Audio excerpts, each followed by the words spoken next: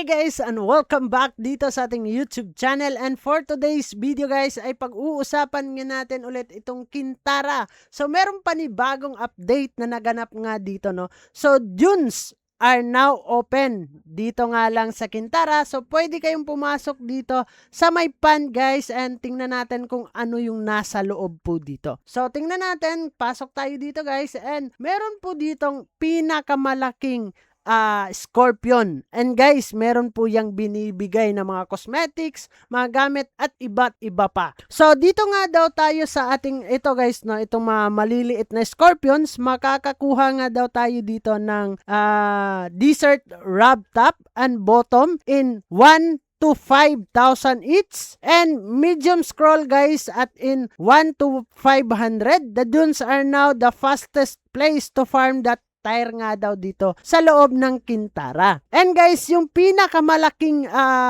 King Scorpion nga daw dito, a world boss in the Western Dunes. 1,500 HP nga daw yan. So respawn in every 30 minutes. And guys, bites for 25 and his repost hits for 10. So, ano ba yung makukuha natin dito? Possible drop nga daw dito guys is 18 to 30 gold in 1 in 200. Hard scroll in 1 to 100. And then King Scorpion mount. Grabe, ito yung kailangan natin para makakuha tayo, no? And the mount is 1 per player and no longer drops for ordinary scorpions. Riding King Scorpions while mounted, ordinary scorpions ignore you completely. Attack one that cover breaks. They will hunt you for 30 seconds nga daw dito guys. So, pwede pala tayo ditong mag-hunt, or pwede tayo dito makapag-hunt dito guys. No, pasok tayo dito sa may sa gitna guys. So, pwede tayong makapag-craft dito, no? So, merong crafting dito guys,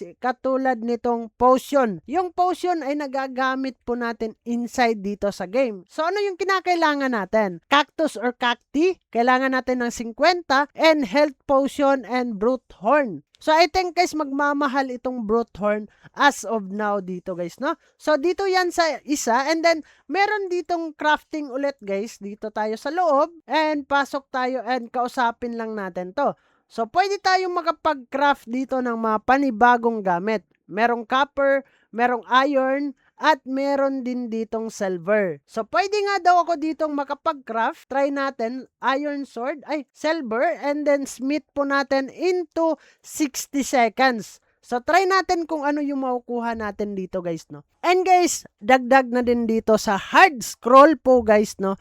A third scroll tire drop only by King Scorpion o Scorpia. All 5 material delivers are mandatory. Kailangan daw natin dito 4 to 500 wood, 3,000 to 4,000 stone, 3,500 coal, 20 to 50 brute horn, and then 100 to 200 molten rock yung kinakailangan natin. So guys, plus 3 to 5 bonus task, redeem at mailer the scroll binder for 30 to 50 gold paldo kung tayo ay makakakuha niyan. So meron din dito guys, 5 independent 1 into 500 cosmetic rules. Flaming helmet, gold cane, emerald cane, ruby cane, sapphire cane.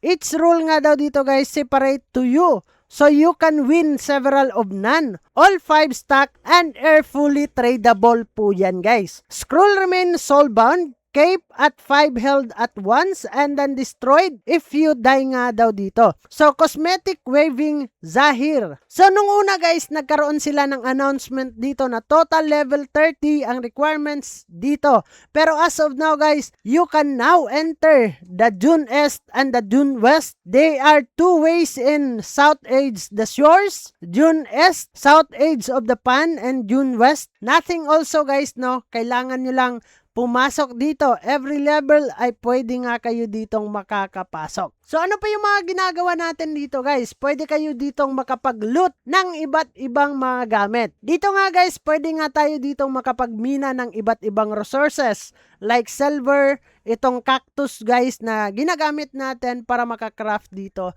ng ating health potion. No, merong west and east po dito, no, na dunes. Meron dun sa beach guys, no, puntahan lang natin yung sa beach. Ang kailangan nyo lang dito sa loob ay magmimina lang kayo ng mga resources po dito. So, yun lang yung ginagawa po natin guys, paulit-ulit dito sa Kintara ulit.